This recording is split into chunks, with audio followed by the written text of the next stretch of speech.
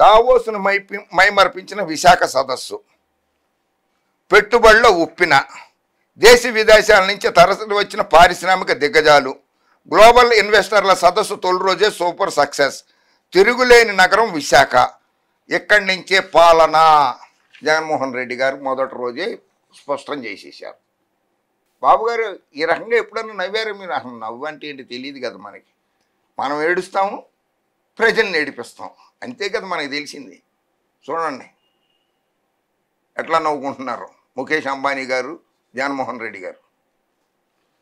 బాబుని నమ్మితే, చిన్నబాబుని నమ్మిన మోసపోయేది మాత్రం తెలుగు ప్రజలే. చంద్రబాబుని నమ్మినా, ఆయన పుత్రరత్నం చిన్నబాబు గారిని నమ్మినా కానీ మోసపోయేది తెలుగు ప్రజలే. ఆయన బేనామీలు మళ్ళీ మోసపోరు. ఎవరు? నారాయణ గారు లాంటి వాళ్ళు, ఎవరెవరు పేర్లు చాలా ఉన్నాయి. నేను ఎక్కడిది చెప్పాలి, వాళ్ళందరి పేర్లు బోల్డ్ మంది ఉన్నారు ఆయన బేనామీలు. ఒక ఆంధ్రప్రదేశ్ తెలంగాణలోనే కాదు, సింగపూరు, మలేషియా, అమెరికాలో కూడా ఉన్నారు ఆయన బేనామీలు. వాళ్ళందరూ నరేంద్ర మోడీ గారి ప్రభుత్వం 861 కోట్ల 90 లక్షల రూపాయలతోటి పార్లమెంటు భవనాన్ని ఈ రకంగా కట్టిస్తుంటే, 861 కోట్ల 90 లక్షల రూపాయలతోటి కట్టిస్తుంటే, ముఖ్యమంత్రి ఛాంబర్లు, అధికారుల ఛాంబర్లు, ప్రతిపక్ష నాయకుడి ఛాంబర్లు, అన్ని చోట్ల కూడా లీకేజ్, వాటర్ లీకేజ్. ఆంధ్రప్రదేశ్ సచివాలయం, తాత్కాలిక సచివాలయానికి 2000 కోట్ల రూపాయలు ఖర్చు పెట్టేశారు. ఎంత % కమిషన్ తినేశారో మరి.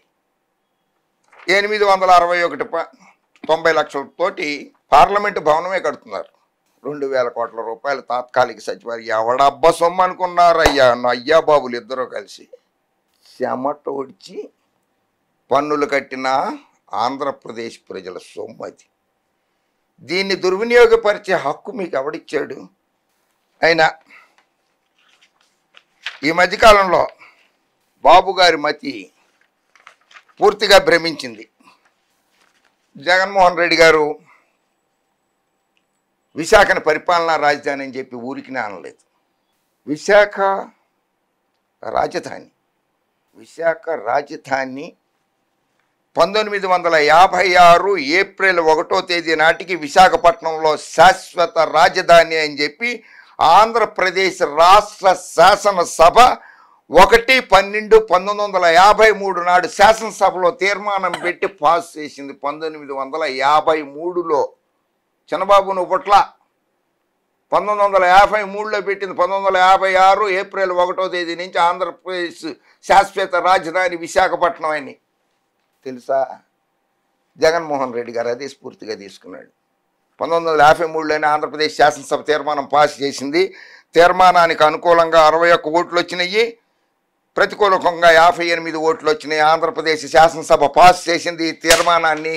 ఇది కాదనమని పెద్దబాబు, చిన్నబాబు ఇద్దరు చెప్పండి. శాసనసభ తీర్మానం ఇది. అందుకనే జగన్మోహన్ రెడ్డి గారి పరిపాలన రాజధాని అంటున్నాడు, అక్కడ పెడతానంటున్నాడు. సమ్మిట్ అయిపోయిందో లేదో, ఆయన ఎవరో పాపం ప్రధాన కార్యదర్శి అటు ఇటు తిరుగుతున్నాడు. ఆయన ఒక మూల తిరుగుతున్నాడు, ఈయన ఒక మూల తిరుగుతున్నాడు. బాబు కొంచెం ఆ వీడియో ఒకసారి ప్లే చేయండి. విశాఖపట్నాన్ని ప్రపంచంలో పెట్టాను నేనే అంటున్నాడు. విశాఖపట్నాన్ని ప్రపంచ పటంలో పెట్టింది నేనే అంటున్నాడు ఆయన. వా, మొన్నటిదాకా హైదరాబాద్ని ప్రపంచ పటంలో నేనే పెట్టాను అన్నాడు. ఇప్పుడేమో విశాఖపట్నాన్ని ప్రపంచ పటంలో నేనే పెట్టాను అంటున్నాడు. నేను ఒక మ్యాప్ తీసుకుని, ఒక వైట్ పేపర్ ఒకటి తీసుకుని, తెల్ల పేపర్ ఒకటి తీసుకుని, ఒక్కొక్క పట్టణం, New York invented by Chandrababu, Germany కనుక్కున్నది చంద్రబాబు, అట్లా ప్రపంచం మొత్తం మీద రాసుకుంటూ రావు, పేపర్ మీద రాసుకుంటూ వచ్చేసి ఇవన్నీ నేనే కనిపెట్టానని చెప్పి. నీ అమ్మ వాస్కోడిగామా ఉంటే సూసైడ్ చేసుకుని ఉండేవాడు. ఆయన కనిపెట్టింది భారతదేశాన్ని, ఆయన కనిపెట్టింది భారతదేశాన్ని. కొలంబస్ అటువంటి వాళ్ళందరూ వచ్చారు, వాళ్ళు కనిపెట్టారు. ప్రపంచ పట్టణంలో నేనే పెట్టాను అంటాడు విశాఖపట్నాన్ని. తెలంగాణ వాళ్ళకి అన్నం తింటం రాదు, 83 వరకు మేము 2 రూపాయలు కిలో బియ్యం ఇచ్చాము, అప్పటి వరకు అన్నం తింటం రాదు అంటాడు. ఇంకోటి Naidu, here is reality check for you. ఇంకోసారి వాగావు తెలంగాణ ప్రజలు దంతాలు పీకేస్తారు, దంతాలు పీకేస్తారు. 1700 సంవత్సరాల 17th సెంచరీలోనే తెలంగాణ ప్రజలు బిర్యానీ తినటం మొదలెట్టారు. బిర్యానీ తినటం మొదలెట్టారు 17వ శతాబ్దం. అత్యధిక దిగుబడి వరి ఇచ్చిన జిల్లా కరీంనగర్ జిల్లా. కరీంనగర్ జిల్లా. అది ఇప్పుడు నైజాం నవాబు 31,000 చెరువులు తవ్వించాడు సాగునీరు కోసం, పొలాల కోసం. అర్థమైందా బాబు? చూడు, paddy cultivation, the annual acreage of paddy in then Telangana, comprising parts of Maharashtra and Karnataka, which were part of erstwhile Hyderabad state, varied from 1.2 crore acres in 1942-43. అప్పటికి మీ బాబు గారు కూడా పుట్ల. బాబు చిన్నబాబు, మీ బాబు గారు పుట్ల. 1942-43లో 1.2 కోట్ల ఎకరాలు వరి సాగు చేస్తే 1951-52లో 1,60,00,000 ఎకరాలు సాగుబడిలో ఉంది, వరి సాగుబడిలో ఉంది తెలంగాణలో. Paddy production in Telangana during 1980-81 was around 20 lakh tons of the total 70 lakh tons produced in erstwhile Andhra Pradesh. 1980-81లో 70 లక్షల టన్నులు ఆంధ్రప్రదేశ్లో వరి సాగుబడి అయితే 20 లక్షలు కేవలం తెలంగాణ నుంచి వచ్చింది నాయన.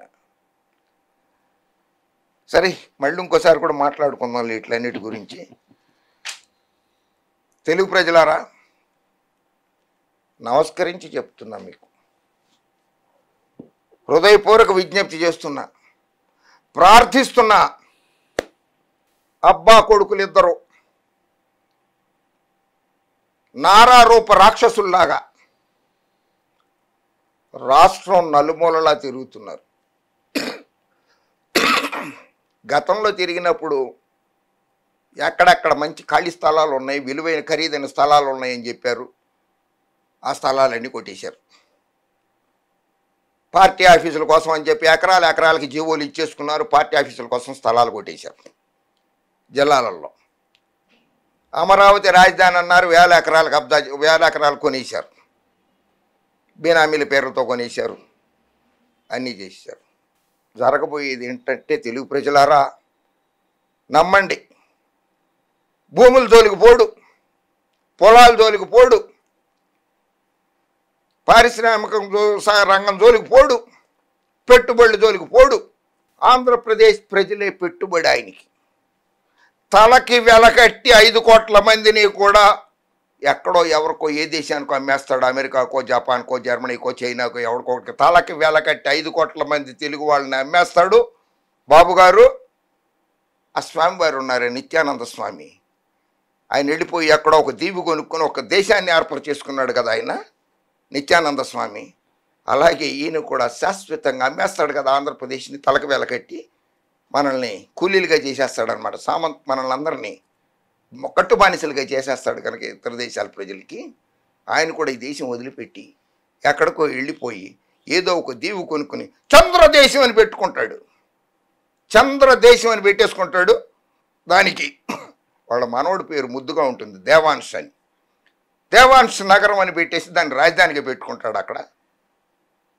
దీనికి అధ్యక్షుడిగా బాబు గారు ఉంటారు, ప్రధానమంత్రిగా చిన్నబాబు గారు ఉంటారు.